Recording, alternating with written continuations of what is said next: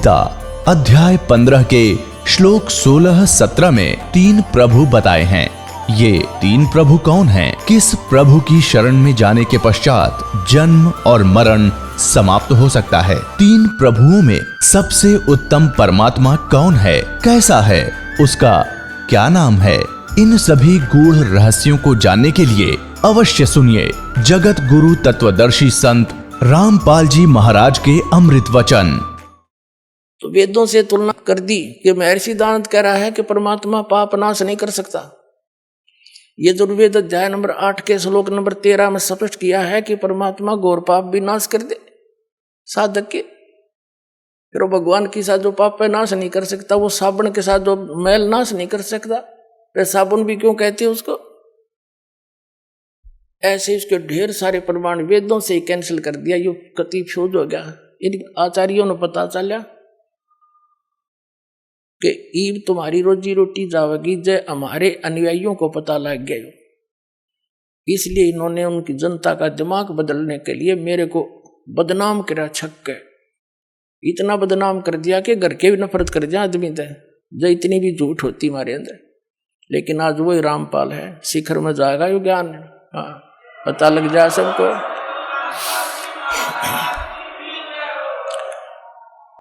तो ये अब ये सफल नहीं हो सके। एक तो 7 कबीर समरस शक्ति हमारे है और हम कति सारी साची और प्रमाणित बता रहे हैं, जिस कारण से ये ईब सांस घोट कर बैठ गए, ग्रहणी क्वित पहुंच गए, आसपास भी नहीं है। आसपास का मतलब है जैसे आदमी के बारे में कोई बात कही जाती है तो उत्तर देव अन्यों कह देवे रामपाल ने यह झूठ बोल दी, तो हम फिर उसका दोबारा उत्तर दें, भाई नहीं देखो ये प्रमाण है, ये ठीक हो। इनके साथ तो वह बन गई। एक व्यक्ति बता रहा था, नो बोला हमारे गांव में एक भैंसा घनांडी पाक रहा था और उसने गांव में कोई दूसरा भैंसा छोड़ा नहीं, उसको मार कूट कर सीमा से बाहर छोड़ के आया करता। पूरे गांव में अकेला था, बड़ा तगड़ा था। एक बार क्या हुआ कि ये हाथी लेकर आते हैं ना मांगने वाले, एक हाथी लेकर आ गए गांव में, और हमारे गांव में जोड़ खोद रखा था तालाब, उसमें बहुत गहरे गहरे गड्ढे बना देते थे गांव वाले मिलकर कि वर्षा होएगी पानी ज्यादा स्टोर हो जाएगा। और वो भरा हुआ था, कुछ नहर से भरवा दिया था, तो फुल था वो सरोवर। हाथी वाले आए, उन्होंने अपना सारा दिन गांव के नगर में कुछ मांगा मूंगी करी, हाथी दिखाकर वो दाने दूने कपड़े लेते और फिर वहां बैठ के तालाब के किनारे आप खाना खान लग गए और हाथी छोड़ दिया उस तालाब में। हाथी गहरा गहरा पानी था, उसमें खूब मस्ती मारा, उसके अंदर लौट रहा गर्मी में। हाथी का थोड़ा सा सिर दिखा और सूंड थोड़ी सी दूर इतना दिखा। वो जोटा आ गया भैंसा पानी पीने के लिए दोपहर में। अब उसने हाथी का थोड़ा सा सिर दिखा बाहर। जोटे ने सोचा दूसरा जोटा कैसे आ गया जो मेरी जो डायरेक्शन में। वो बता रहा था कि वो जोटा चला पानी में उस हाथी की तरफ, तो इसको मारूं टक्कर, अब इसको करूं ठीक। हाथी ने भी देख लिया कि वो आ गया तेरे निकट। हाथी उस बाहर निकला, उस खड्डे से एकदम बाहर खड़ा होगा और जोटा नो देखा और उसके मुंह पर मारा पानी, फर सूंड में भर रखा था। उन्होंने बताया था कि वो जोटा वहां से दौड़ा था सपेट को सुती स्पीड थे,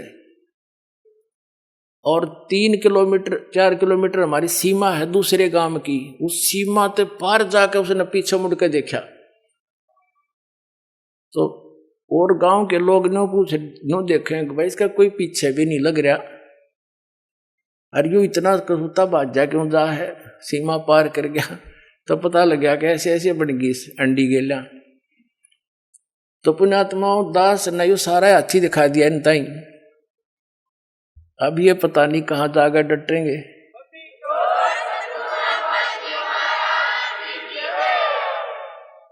तो प्रसंग था कि परमात्मा ने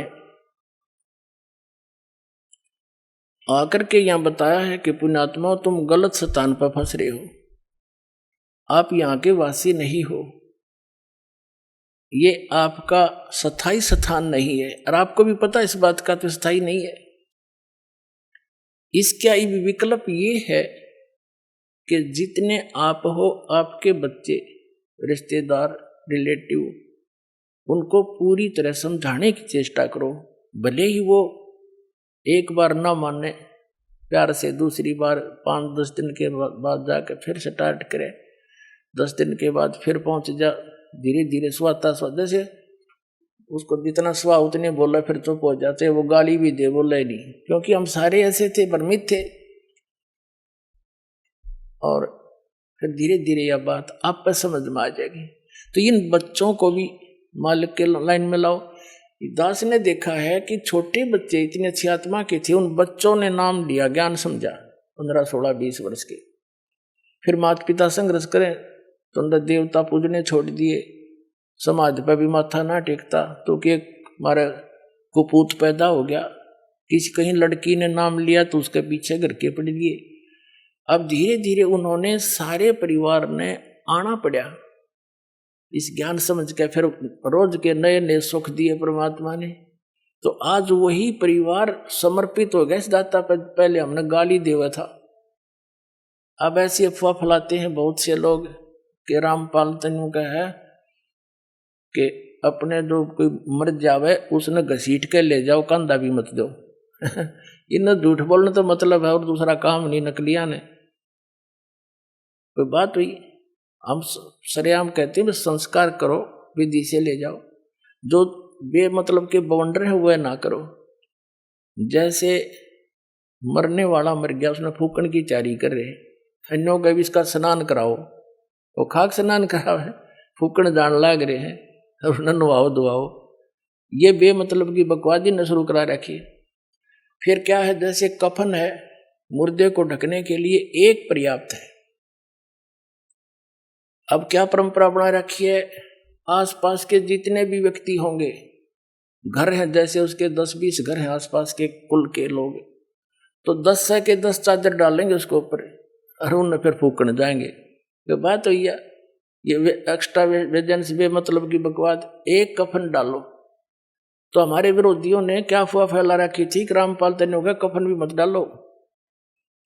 रामपाल नु का है ये एक्स्ट्रा मत डालो, एक अवश्य डालो।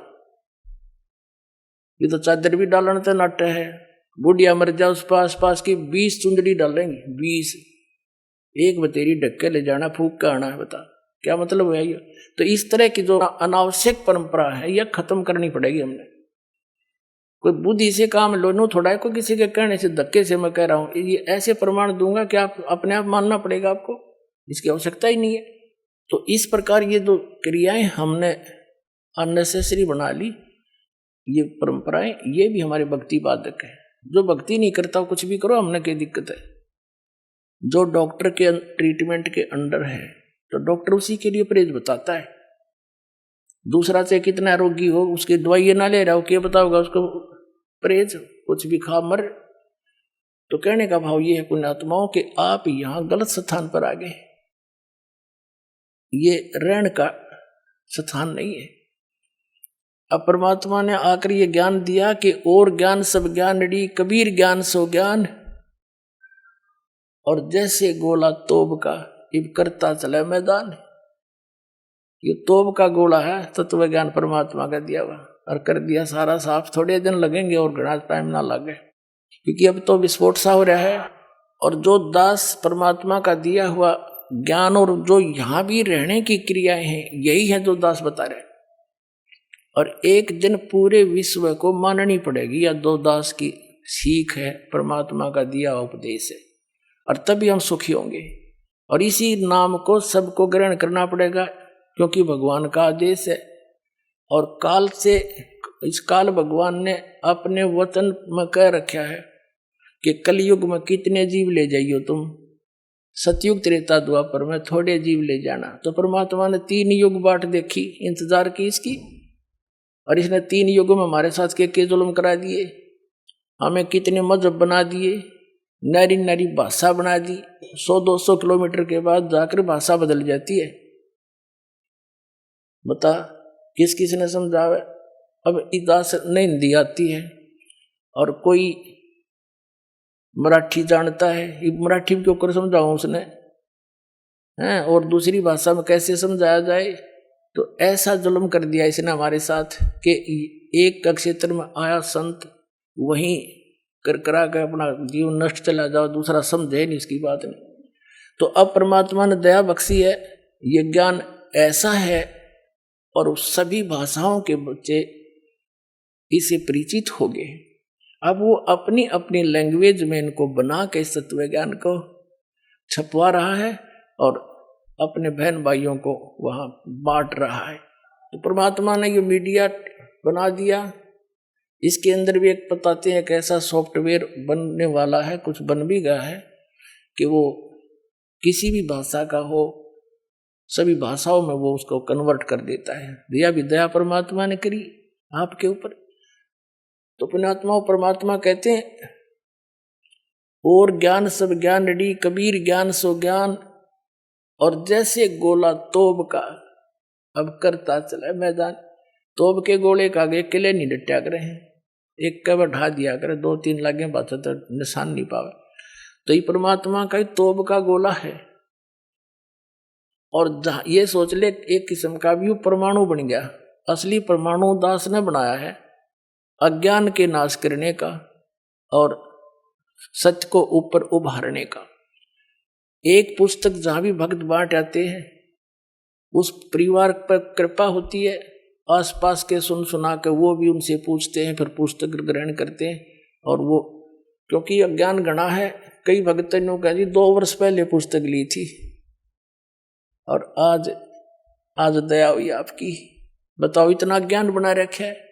एक भक्त आया महाराष्ट्र का, वो कहने लगा जी एक सांगली शहर है महाराष्ट्र में, सांगली, और वहां कोई आपकी भक्त ज्ञान गंगा बांटे थे और हम वो मेला लगा हुआ था हमारे धार्मिक, और मैं तो भगवान शंकर का पुजारी, उसके अतिरिक्त मैं किसी ने मानू नहीं था। हमारे साथ मेरा भाई था छोटा 10-12 वर्ष का, और हम सारा परिवार मत्था टेकने जावा थे शिव के मंदिर में, बड़ा मेला था वहां का। वह पुस्तक बेच रहा था तो उसमें लिखा हुआ था कौन ब्रह्मा का पिता है, कौन विष्णु की माँ, ये ऐसे ऐसे। वो छोटा भाई जाकर हमसे पिता नहीं कैसे पहले वो लेने चला था, मैंने मना कर दिया कि ना ये तो बकवास लिख रखी है ना। जब तो वो मेरे साथ आ गया, फिर पता नहीं कब निकल कर गया, वो किताब खरीद लिया वहां से बुक और छुपा कर रख ली उसने। जब मैं गाड़ी से उतरने लगा तब देखा मैंने वो पुस्तक ले रहा हुआ हाथ में, उसे मैंने छीन ली और मेज पर उल्टी रख दी, इसके दर्शन भी नहीं करूं। वह रखी रही 2 महीने तक।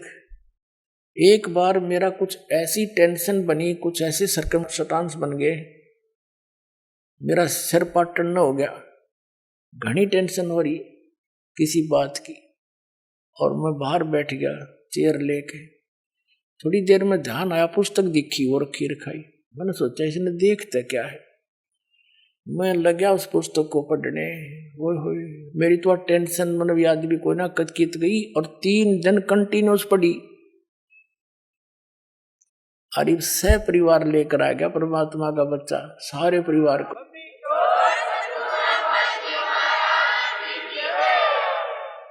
तो ये एक किस्म का परमाणु बन गया ये पुस्तक परमात्मा के ज्ञान की।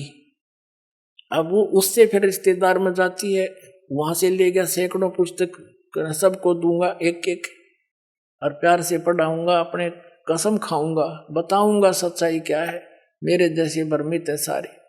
तो पुण्यात्माओं आप सबका दायित्व बनता है यो कि अपने भूला न राह बतावे, और पहले जब बताना जब आपका विश्वास हो जाए कि दास सच्ची कह रहा है, ना भूल के भी इसका जिक्र ना करना जब तक आपका विश्वास ना हो। और विश्वास तो दास करा के छोड़ देगा, कोई बड़का का लेख है, भगवान के बताया हुआ ज्ञान, इसमें इतनी भी मेन मेख नहीं पा सकती, और ये स्वीकार करना पड़ेगा, एक दिन आएगा। तारा मंडल बैठ कर ये चांद बड़ाई खावे, उदय भया जब सूरज का स्यों तारों छुप जावे। अभी तक हम जिस भी देवी देव ने पूजे थे, हमने वो गणाय में मावान लगे था, और परमात्मा के इस ज्ञान की रोशनी में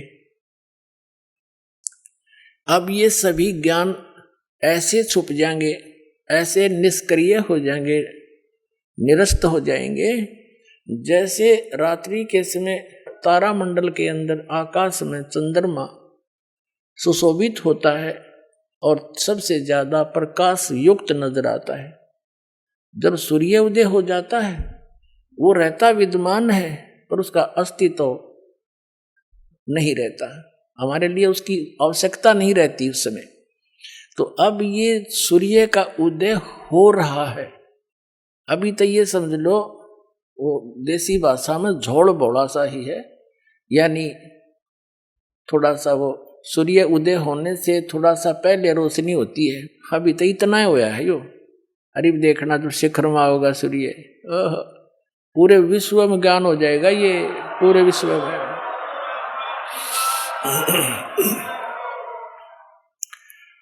तो परमात्मा क्या बताना चाहते हैं कि आप यहाँ के वासी नहीं हो, आप सतलोक में रहा करते, वहाँ सारे सुख थे, और अपने पैर पर आपको आड़ा मार लिया। ये दास एक जूनियर इंजीनियर था इसमें, कंस्ट्रक्शन सिविल के अंदर, हरियाणा में इरिगेशन डिपार्टमेंट। तो वहां पर एक बहन अपने 2 बच्चों को लेकर मजदूरी करने आई हुई, और वह लड़की मजदूरों की जैसी नहीं लगे थी। फिर भी कोई इतना विशेष ध्यान नहीं किया, मैं कोई बात नहीं, पता नहीं परमात्मा किस घर में कैसा बालक हो जाए। फिर वो रो रही थी, रोने लगी। कुछ देर बाद दूसरे तीसरे दिन जब हम दोबारा गए, उससे पूछ बैठा, बहन क्या बात है, क्यों रो रही हो? वहीं पर और कई मजदूर बैठे थे, बेलदार वगैरह, उनकी पत्नियां थी। वह बहुत बुरी तरह रो ही रही थी। उसने थोड़ी सी देर बाद से फिर बताई साची कि मैं ऐसे ऐसे एक बहुत बड़े घर की बेटी थी, सेठ है मेरा पिताजी, बहुत बड़ा पैसे वाला, और मुझे सारी सुविधा थी, और जो मेरा पति है ये हमारे यहाँ नौकर रहा करता, और मैं इसके जाल में फंस गई। मैं इतनी प्रभावित होगी, मेरे माता पिता मेरे आगे रो भी दिए, उन्होंने मेरे पैर भी पकड़ लिए, बेटी कुछ भविष्य देख ले तू अपना, तू कहाँ जा रही है, रोटी टाइम पे मिले नहीं, क्या हाल होगा तेरा, लेकिन फिर हम तेरे को घर नहीं बढ़न देंगे, या तू पक्की सोच लिए। मैंने एक नहीं मानी, और इस मेरे पति की बात में इतनी फंस गई, हम वहां से घर से भाग आई। अब ये जो मैं पैसा लेकर आई थी, 1-2-4 लाख रुपए, वो खर्च खरीदी, सारा शराब पीता है। अब मैं मजदूरी करती हूँ और वो मेरे पैसों से शराब पीता है, और बोल लूँ तो मैंने रोज कूटे। अब कोई मेरा वाली वारस रहा नहीं कि मैं दुख रोज दूं जाके, मैंने अपने पैर पे आपको आड़ा मार रखे। तो पुण्यात्माओं, आज आपकी वो दशा है, आप उस समर्थ ने छोड़ के इस कंगाल के साथ आ गए, और यहाँ हर एक चीज का टोटा, समय पर टूक नहीं, वर्षा हो जा, 2 दाने हो जा, ना भूखे मर जा, अकाल गिर जा। उस समर्थ को, उस स्थान को छोड़कर आप यहाँ भिखारी बन गए, और वहां सदा व्रत था, यहाँ टाइम पर टूक नहीं मिल रहा। 90% व्यक्ति दुखी है, यहाँ 90% हैंड टू माउथ है, और कम से कम विश्व के 20-30 बल्कि 40% आदमी मांस खा के गुजारा कर रहे, मछली कोई खाने नहीं, ये खाने की चीज है, नरे पाप कमाने। तो कहने का भाव ये है पुण्यात्माओं, हम गलत स्थान पाएंगे, या वह वस्तु है ही नहीं जो हमने, जिसकी हमें आवश्यकता है, अति आवश्यकता है। किस किस चीज की आवश्यकता है? तो मृत्यु नहीं होनी चाहिए। अगर हमारी मृत्यु ना हो, हम फिर भी से ढीठ हो रहे हैं, कोई दिक्कत नहीं, तो हाथ भी कट जाए, पाँव भी कट जाए, मृत्यु ना होनी चाहिए। अरिया भी कंपलसरी। दूसरा, बुढ़ापा नहीं होना चाहिए, कोई वृद्ध होना पसंद नहीं करता, सारे होंगे। फिर आप देख रहे हो यहाँ सारी सुविधा चाहिए, बड़ी कोठी, सबकी इच्छा है बड़ी कोठी हो, कार हो, पार्क हो, डली हो, सरोवर हो स्नान करने, तो ये सुविधाएं आप यहां खोज रहे हो जहां 7 जन्म भी 100 असंख्य जन्म नहीं पा सकती आपको। ये सतलोक में आपकी ज्यों की त्यों रखी है, वहां आपका सारा सामान सुरक्षित है। लेकिन आपकी बुद्धि कद सेट होएगी जिस दिन आपकी बुद्धि यहां से इस ज्ञान से हटेगी। ये ना सोचना दास को एक लोक वेद दंत कथा सुना रहा है या किसी डोम बाट की गाई हुई कथा सुना रहा है।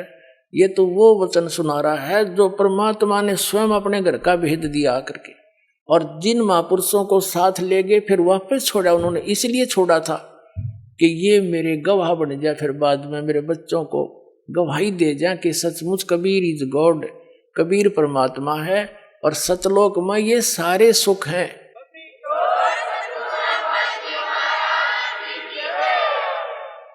और वहां जाया कैसे जाता है? कोट जन्म तन भरमत होगे, कुछ ना हाथ लगा रे, कुकर सुकर खरबया भोरे, कौआ हंस बुगारे। कोटि जन्म तू राजा की, ना मिटी न मन की आशा, भिक्षुक होके दर दर घूम लिया, ये मिला न निर्गुण रासा। इंद्र कुबेर ईश की पदवी, ब्रह्मा वन धर्मराया, विष्णुनाथ के लोक को जाके तो फिर भी वापस आया। असंख्य जन्म तन मर्त्या होगे, जीवित क्यों न मरे रे, द्वादश मध्य महल मठ बोरे, बहुर न देह धरे रे। दोजक बहिष्ठ सभी तय देखे, राजपाट के रसिया, तीन लोक से तरपत नाही, ये मन भोगी खसिया। सतगुरु मिले तो इच्छा मेटे, पद मिल पदे समाना, चल हंसा उस लोक पठाऊं, जो आदि अमर अस्थाना। चार मुक्ति जहाँ चंपी करती, माया होरी दासी, दास गरीब अभय पद पर से, वो मिले राम अविनाशी। इस एक शब्द में आदरणीय गरीबदास साहिब जी गांव छुरानी जिला झज्जर वाले ने स्पष्ट कर दिया। उनको परमात्मा आए थे, जैसे आदरणीय नानक साहिब जी को सतपुरुष बेई नदी से अदृश्य करके नदी में डूबने का बहाना बनाकर और सचखंड लेकर गए थे, वापस छोड़ा था। ऐसे आदरणीय धर्मदास साहिब जी को परमात्मा सचखंड ले गए थे सतलोक और वापस छोड़ा था। ऐसे ही उनमें से एक महापुरुष आदरणीय गरीबदास साहिब जी गांव छुडानी जिला झज्जर वाले हैं। इनको इस पंथ से दास संबंधित है, तो इनको वहां सतलोक लेकर गए थे। फिर वहां की सब सुख सुविधाओं को देख करके यहाँ आकर बताया है। तो पुण्यात्मा फिर भी यकीन ना होगा तो धिक्कार है फिर आपके इस मानुष जीवन को। इतनी बुद्धि दी परमात्मा ने, 100 प्रमाण दे दूंगा और फिर जचेगा क्यों नहीं। अब जैसे अपना माता पिता बेटी का रिश्ता करके आते हैं और आके घर पे बताते हैं कि ऐसा लड़का है, ऐसी उसका कारोबार है, ऐसा मकान है, तो बेटी को कभी उसके माता पिता पर अविश्वास होता है? तो जिस दिन आप इस दास को अपना मान लोगे, आपका हितैषी मान लोगे, आप दास को एक एक शब्द सच्चा नजर आओगा और सच्चा ही होगा, क्योंकि मेरा कोई उद्देश्य नहीं आपको मिसगाइड करने का। आपको भ्रमित समाज को सतलोक पहुंचाना चाहता हूं। तो आदरणीय गरीबदास साहिब जी क्या बता रहे हैं कि कोट जन्म तन भरमत हो गए, कुछ नहीं हाथ लगा रे, कुकर सुकर खरवा बोरे, कौआ हंस बुगारे, कुत्ता गधा सुअर बना, और कोटि जन्म तू राजा की न्या। अब राजा है, हम राजा बनना चाहते हैं कि करोड़ बार बन लिया तू राजा, एक बार नहीं, एक एक प्राणी करोड़ करोड़ बार राजा बन लिए, और फिर भिखारी गधे बन गए। फिर मनुष्य जीवन कभी आया तो फिर भिखारी। फिर कहते हैं इंद्र कुबेर ईश की पदवी तुम ब्रह्मा वरुण धर्मराया, ये पदवी भी तुमने प्राप्त की है, और विष्णु लोक के पुर को जाकर तो फिर वापस आया, वहां जाकर भी सताई ठिकाना नहीं तेरा। फिर बताते हैं कि असंख्य जन्म तन मर्त्या हो गए, जीवित क्यों ना मरे रे। जीवित मरना है इन लोगों के चोचलों से मन हटाना, जनता के जो भक्ति नहीं कर रहे वो लोग, वो कैसी परंपरा मनाते रहे, आपने उससे अपना दिल डांटना पड़ेगा, मर्यादा में रहना पड़ेगा। दूसरा जीवित ये मरना है कि जैसे न्यू सोच ले, परमात्मा पाने के लिए, समय निकालने के लिए, यहाँ आने के लिए आपने इतना अपना मन समझाना पड़ेगा। जैसे एक व्यक्ति किसी कामवश नाइट सर्विस से कहीं जा रहा था, उस काम को करके जल्दी वापस आना था, उसने इतना इंपॉर्टेंट काम था घर पे, वो नाइट सर्विस वाली बस दुर्घटनाग्रस्त होगी, उसकी मृत्यु होगी। कितना अर्जेंट काम था वो, जिसके लिए रात को जाकर वापस आना था। अब वो ना रहा, वो काम ने कौन करेगा, अर्जेंट ने। अब पर नो हिसाब ला के चल रहे वहां से, जैसे कोई आपको ये कहता है कि वहां जाने में ये हानि हो जाती है, ये हो जाती है, वो तो बालक है, कुछ भी कह सकता है, जिसको ज्ञान नहीं। आपने ये सोच लेना चाहिए, वे मान ले आज मेरी मृत्यु हो जाती है, और फिर कौन करेगा इस काम को। ये तो फाइनल है, इसमें मानो चाहे ना मानो, 100 की 100 सत्य है। फिर नो सोच के आ जा कि मैं आज नो सोच ले मर गया, और चल सत्संग। ये तक ऐसे कहते देसी भाषा में, काम छोड़ने काम होया करे। अब मान लीजिए फिर 3 दिन पाछे, चौथे दिन आप फिर पहुंच गए, 5वें दिन वापस। अब 3 दिन नो सोच ले आप मर गए, और उस 3 दिन में जो भी काम खराब हो गया अपना फिर सेट कर लेंगे। हर जा परमानेंट टिकट कट की, फिर कौन संभालेगा उन्हें। तो इसको कहते हैं जीवित मरना।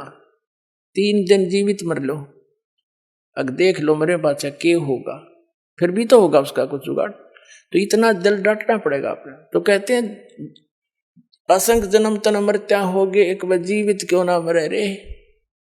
और 12 मद महल मठ बोरे, बहुर ना दे धरे रे। अभी तक ये 10वां द्वार की जो है ना धुन ला रखी थी, रट लगा रखी थी, 10वां द्वार पार कर दे। 10वां द्वार पार में भगवान, अरे कि जम्मू रांझड़ी वाला श्री मधु परमहंस कबीर पंथी को और कख पता नहीं, यू घर में छाती पीटा करता, घर में खिड़की पा गई, घर में द्वार पा गया, किसी ने नहीं बताया आज तक। अरे क्या हो गया, जब कबीर सागर में पढ़ लिया घर में द्वार, कहीं से इतने गलती से, कबीर सागर में तो बर्मा लिखा फाइनल, उसमें पूर्ण ब्रह्म है। तो कहने का भाव यही, दास ये भी छाती नहीं कूटता कि मैं सबसे बड़ा हो गया ना, मैं आपका दास हूं, लेकिन मुझे वो माल मिल गया जिसकी आपको जरूरत है, और फ्री दे रहा हूं, ले लो आके, इतनी सी बात है।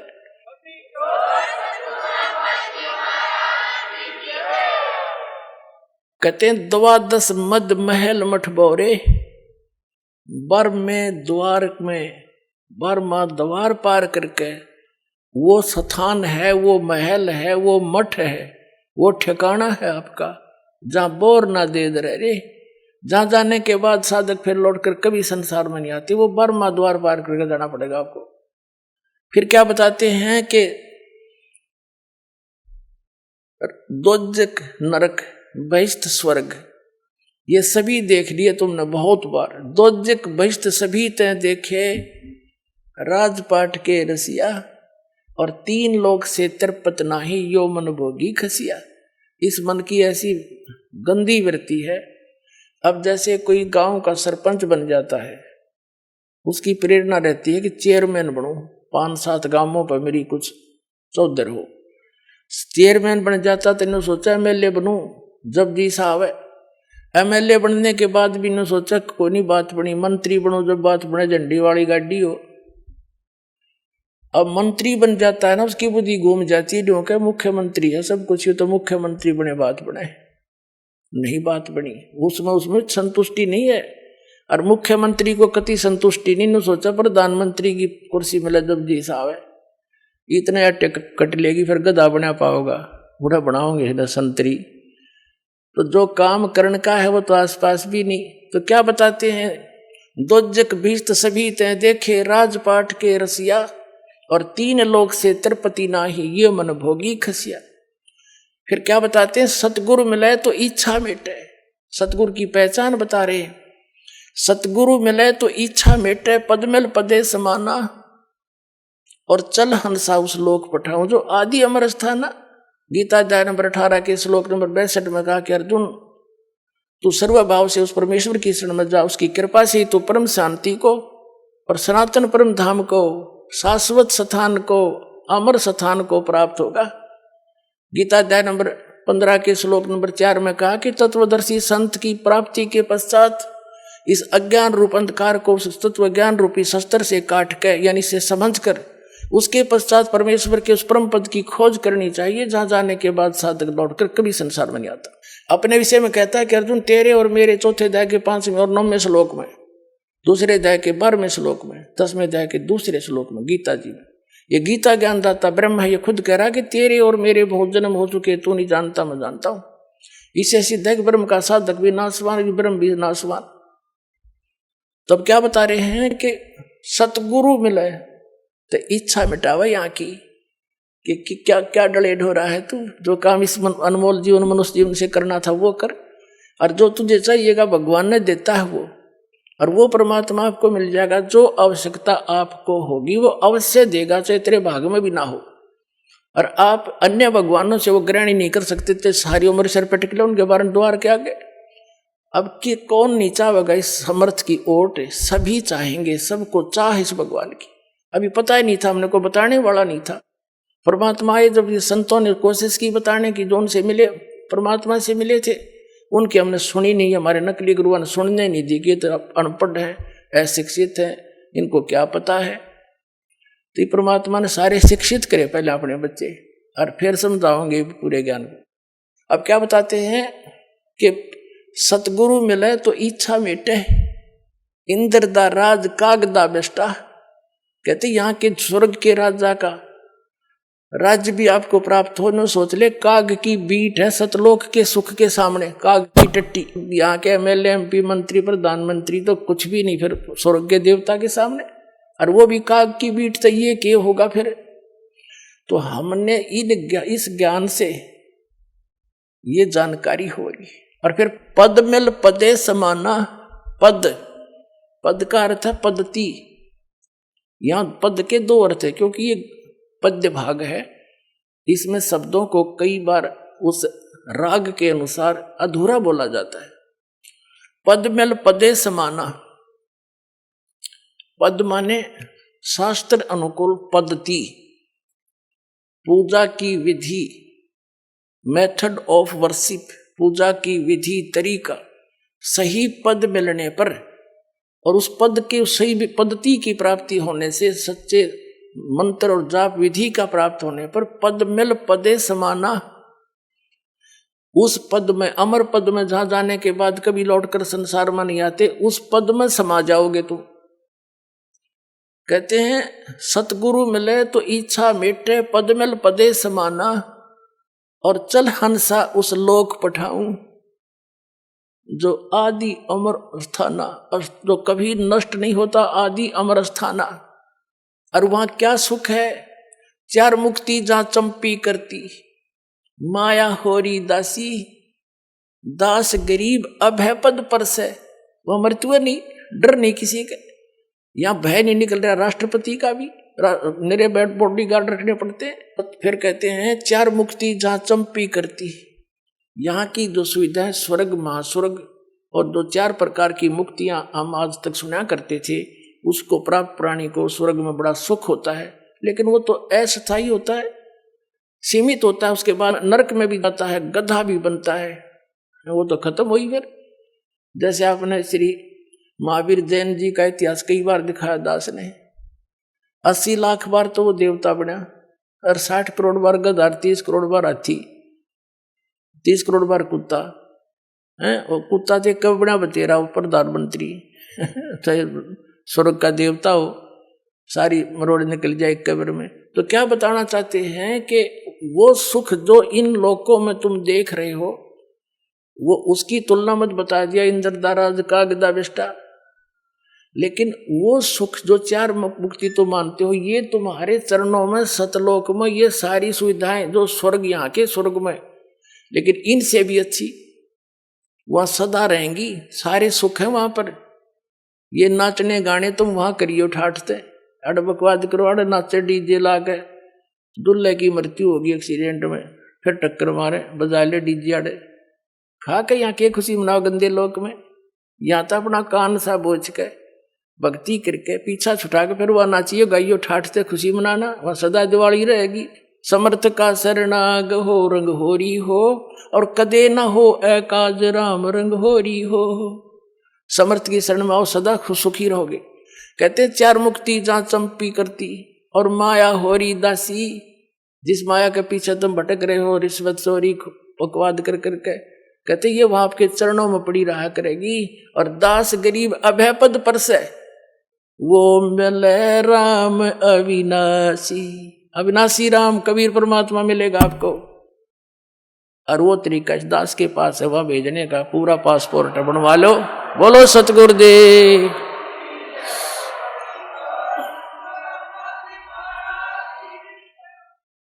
परम पिता परमात्मा पूर्ण ब्रह्म सर्व सृष्टि रचनहार कबीर परमेश्वर जी की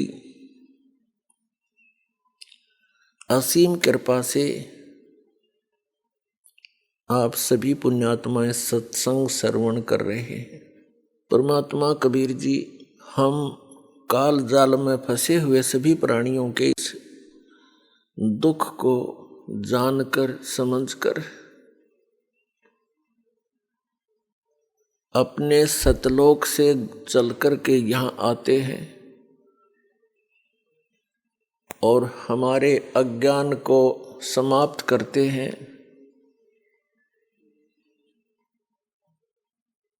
हमें ये बताने की चेष्टा करते हैं कि तुम सभी प्राणी ऐसे स्थान से आए हुए हो जहाँ पर किसी वस्तु की कमी नहीं, किसी वस्तु का वहाँ पर अभाव नहीं।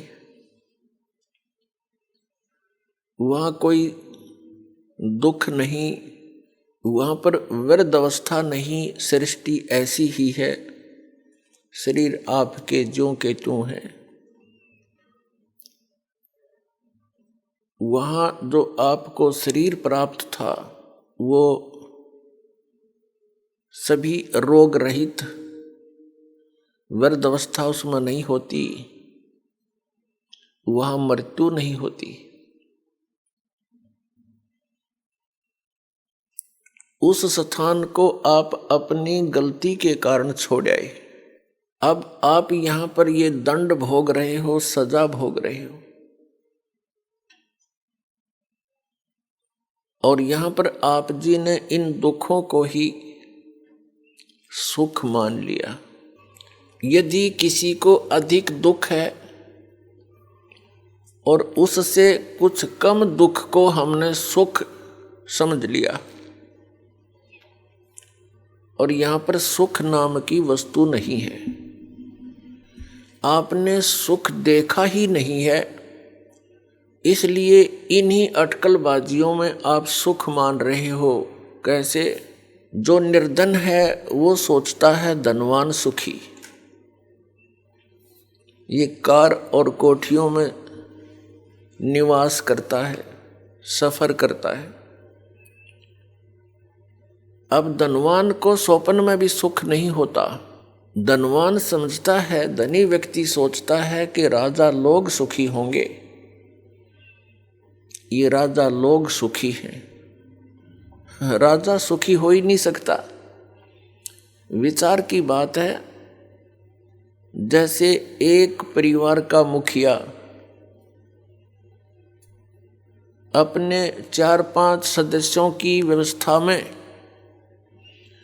कितनी टेंशन लिए फिरता है।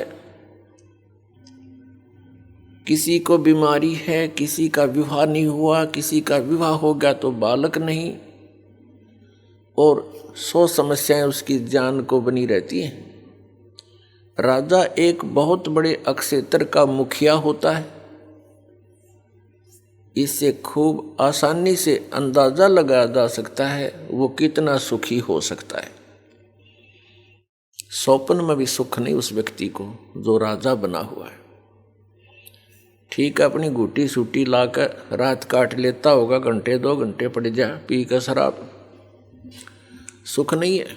हाँ, उस व्यक्ति को जो परमात्मा से जुड़ा हुआ है, कबीर परमेश्वर की भक्ति करता है, वो चाहे निर्धन है, चाहे धनवान है, चाहे राजा भी क्यों ना बना हो, वो भगवान से डरने वाला, परमात्मा उसका साथी होता है।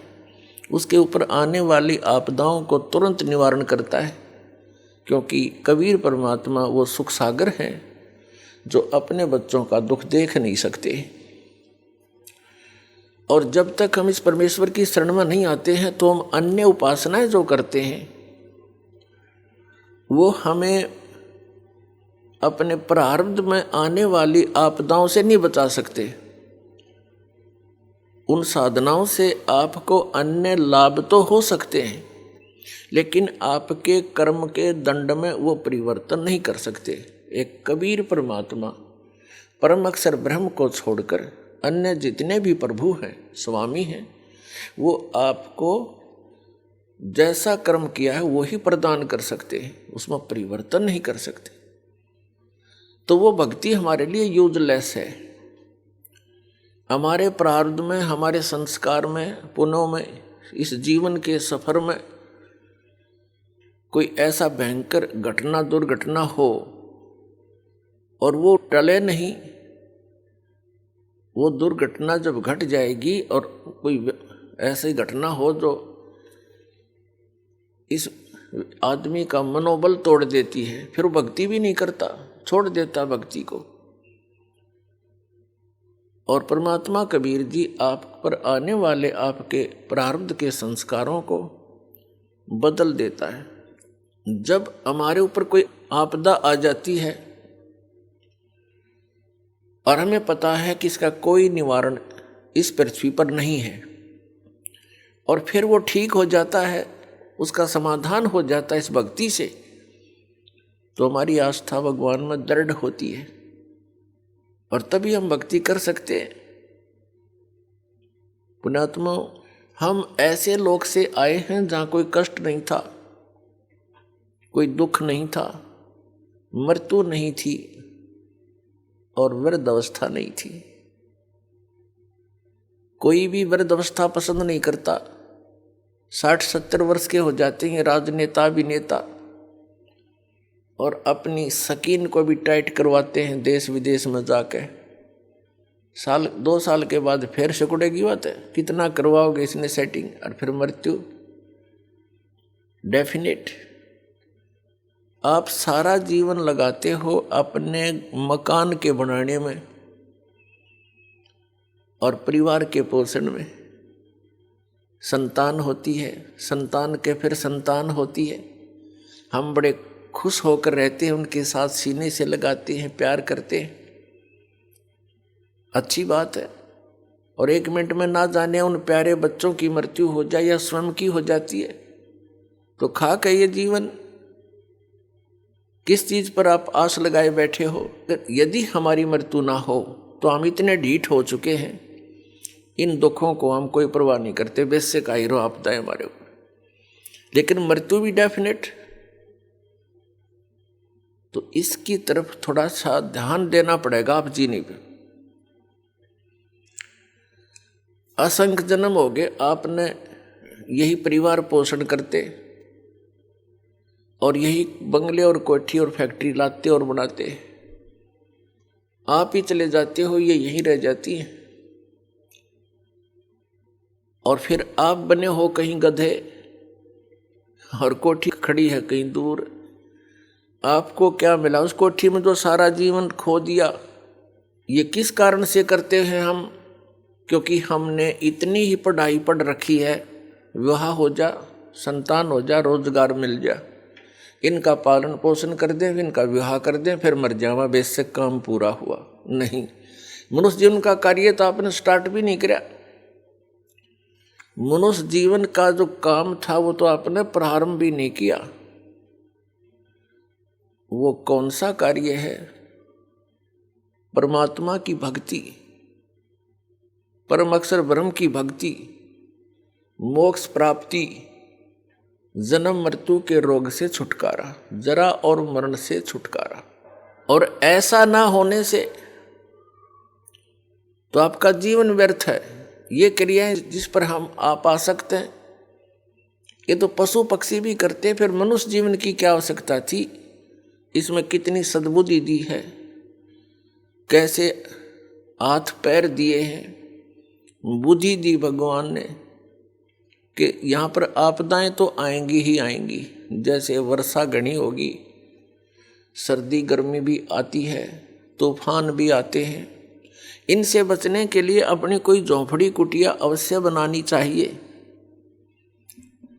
गर्मी सर्दी से बचने के लिए वस्त्रों की, लज्जा शर्म भी बनाए रखने के लिए वस्त्रों की आवश्यकता है, वो भी आपको सद्बुद्धि दे दी। तो पुण्यात्माओं, जो मानव शरीर आपको प्राप्त है, ये केवल ही पशु जैसे, पक्षियों जैसे कर्म के लिए ही नहीं मिला था। इसके साथ साथ इसका एक वेरी इंपॉर्टेंट और कार्य है, वो जन्म मृत्यु के रोग से छुटकारा पाना। अब जन्म मृत्यु के रोग से छूटने का जो साधना थी, उपाय था, वो अभी तक हमें प्राप्त नहीं हुआ। आइए अब हम उन श्रद्धालुओं के अनुभव जानते हैं जो जगत गुरु तत्वदर्शी संत रामपाल जी महाराज जी से दीक्षा प्राप्त कर चुके हैं तथा उनके द्वारा बताए गए भक्ति मार्ग पर चल रहे हैं। नमस्कार जी। सत साहब जी। क्या नाम है जी आपका? मेरा नाम अर्जुन सिंह पटेल। अर्जुन जी, आप कहाँ से हैं? छोटका कीर, कैमूर, बिहार से। अर्जुन जी, क्या काम करते हैं आप? पेशे से एडवोकेट। अर्जुन जी, संत रामपाल जी महाराज से नाम दीक्षा आपने कब ली? संत रामपाल जी महाराज जी से नाम दीक्षा हमने 2013 में ली। अर्जुन जी, संत रामपाल जी महाराज से नाम दीक्षा लेने से पहले आप क्या भक्ति साधनाएं करते थे? हमने संत रामपाल जी महाराज जी से नाम दीक्षा लेने से पहले हनुमान जी का पुजारी था। वो जो चालीसा है हनुमान जी का, बिना चालीसा करके, बिना अगरबत्ती जलाए हुए, कभी बिना नहाए खाते नहीं थे। बहुत पूजा करते थे उनको। हनुमान जी का मैं बहुत बड़ा पुजारी था। अर्जुन जी, क्या कारण बना कि आप संत रामपाल जी महाराज की शरण में आए? कारण बना, कुछ संत रामपाल जी महाराज जी के शिष्य मेरे पास आए। मैं पहले नशा भी करता था, बहुत नशा करता था। मैं राक्षस स्वभाव का था, मांस भी खाता था। मैं प्रैक्टिस भी नहीं करता था। मैं नशा के चलते घर पे पड़ा रहता था।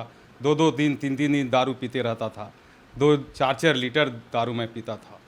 मेरे जवार गांव जिला तक जानता था मुझे कि अर्जुन बहुत पीता है। फिर बहुत सी कोशिश किया गया। मेरे पिताजी बोले कि बेटा छोड़ दो। हमने कहा कि ठीक है छोड़ देंगे। मैंने बहुत क्रिया कष्टा खाया, नहीं छूटता था, नहीं छोड़ पाया। मैं बहुत पीता खाया पिया। लेकिन वही संत रामपाल जी महाराज जी का शिष्य एक आया और मुझे एक ज्ञान गंगा पुस्तक दिया। बोला कि वकील साहब ये पुस्तक पढ़ लो, इसके बाद मेरे से मिलना। मैंने उपन्यास भी बहुत पढ़ा करता था, इसलिए मैं ज्ञान गंगा पुस्तक को 24 घंटा में पढ़ गया। मैं 24 घंटा में पूरा पुस्तक पढ़ गया। उसमें देखा संत रामपाल जी महाराज जी लिखे हुए थे, ब्रह्मा विष्णु महेश के पिता कौन है, सृष्टि रचना। मैंने बहुत सारा पढ़ के मुझे ऐसा कोताहल हुआ कि यार मेरा नशा भी छूट जाएगा। मैं बहुत खुश हुआ कि मेरा नशा छूट गया, चलो छूट जाएगा मेरा नशा। जो पुस्तक दिए थे मुझे ज्ञान गंगा, उस संत रामपाल जी महाराज जी का शिष्य, उनसे मैं संपर्क किया। भाई आप मुझे ले चलो, कहाँ जाना है? बोले कि जिंद जाना होगा, जिंद से बरवाला, और आप इस फला तारीख को चलना है। फिर ठीक ठीक ठीक। मैंने रास्ते के लिए गांजा जो चिलम पे भरा जाता है, दारू और खैनी तंबाकू, मैं पैसा सब रख लिया पैकेट में, और बोले कि ठीक है चलिए। जाते जाते वहाँ जिंद गए तो सब संत रामपाल जी महाराज जी का आश्रम से गाड़ी आई थी, उसमें जो सब चेकिंग हुआ। भाई सब जितने लिए नशा पानी सब फेंक दो। मैंने कहा मैं नहीं फेंकूंगा। तो कहा नहीं भाई वकील साहब आप फेंक दो। वो जो शिष्य थे उनके संत रामपाल जी महाराज जी का, वो बोले फेंक दो भाई। तो हमने कहा कि भाई ठीक है फेंक देते हैं, लेकिन आकर ले लेंगे। हाँ ठीक है आप आकर लेना, लेकिन इस समय फेंक दो। मैंने फेंक दिया।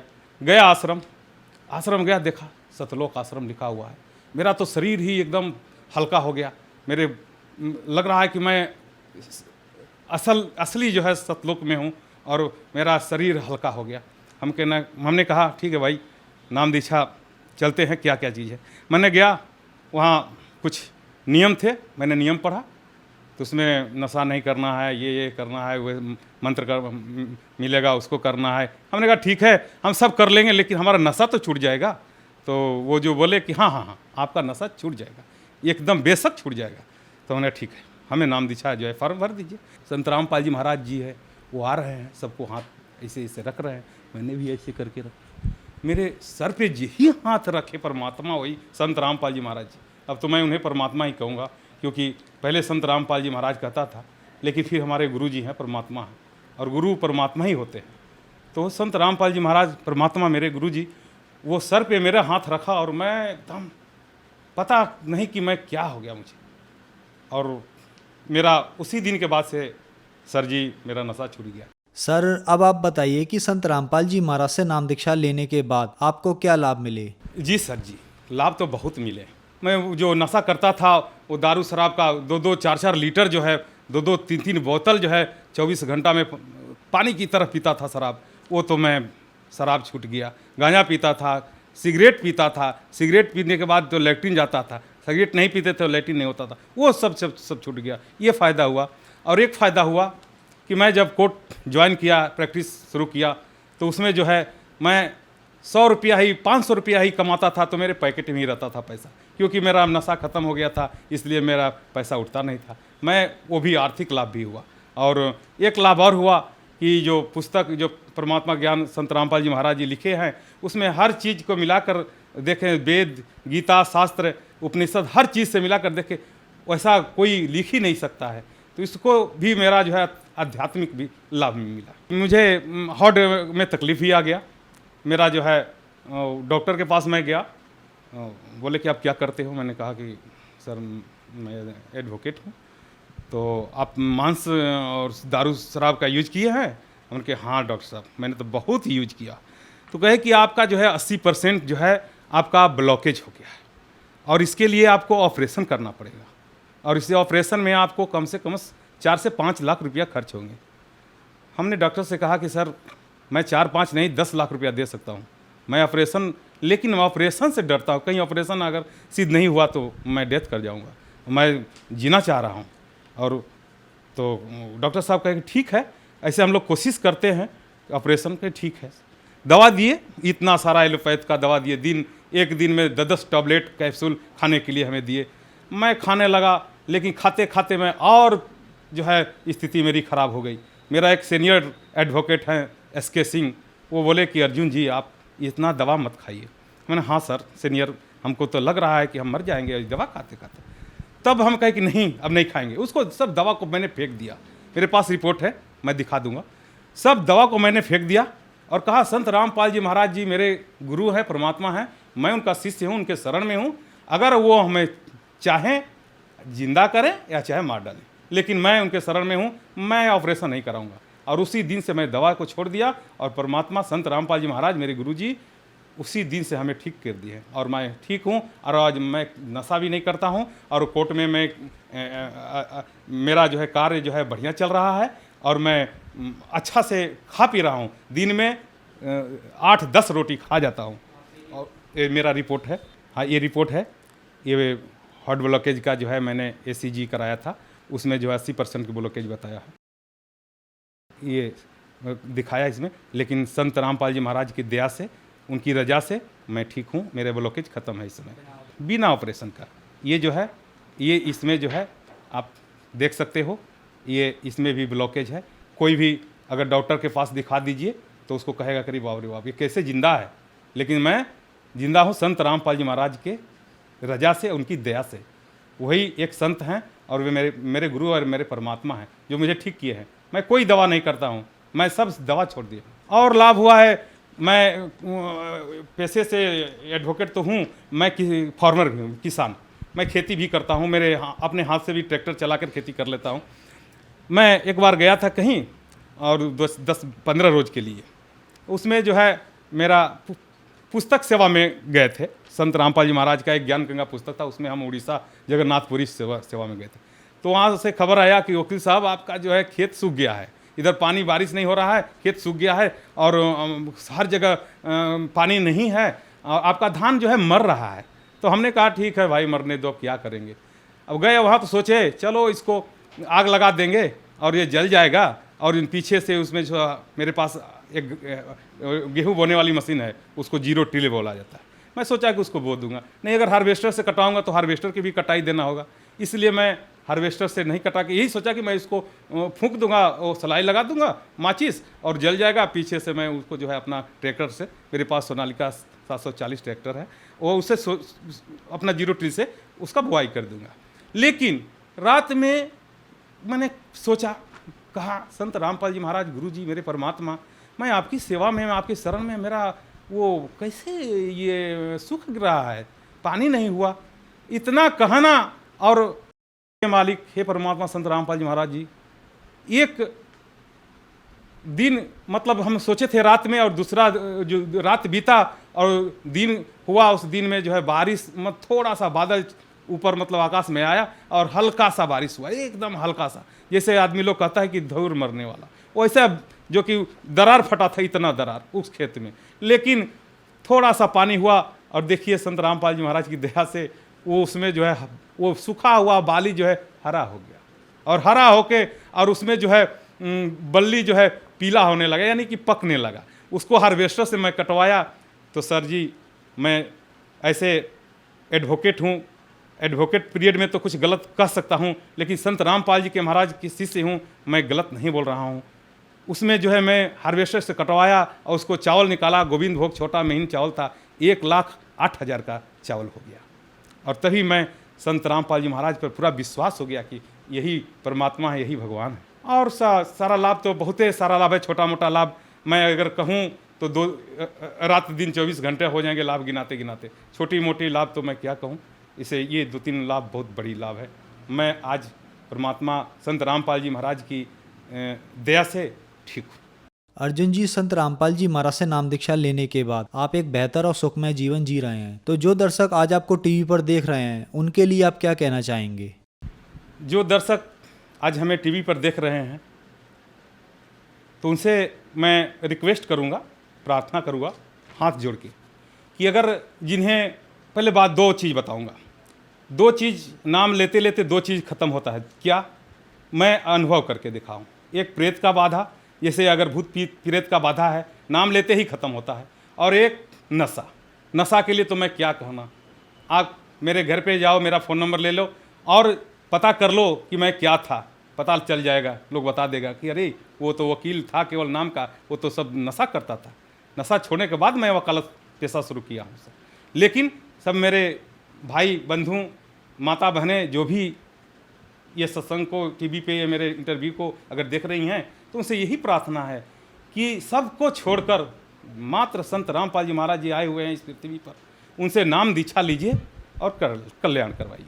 सर, संत रामपाल जी महाराज से नाम दीक्षा कैसे ले सकते हैं? विभिन्न चैनलों पे संत रामपाल जी महाराज जी का जो है सत्संग आता है। 13 चैनल हैं जो संत रामपाल जी महाराज जी के जो है सत्संग आते हैं, और वो जो है सत्संग पे नीचे जो है पीली पट्टी चल रही है, ये जो पीछे पट्टी चल रही है, ये पट्टी जो चल रही है उसी पर नंबर दिए जा रहे हैं। उसी नंबर पे फ़ोन करके और जो है पता करेंगे, क्योंकि हर डिस्ट्रिक्ट में, हर जो है ज़िले में आपको संत रामपाल जी महाराज जी का नामदान सेंटर खुल चुके हैं, और उस नामदान सेंटर पे से वो जो पता फ़ोन पर पता करके और उस नामदान सेंटर से जो है आप संपर्क करके आप नाम दीक्षा ले सकते हैं। धन्यवाद सर। सत साहिब जी, नमस्कार।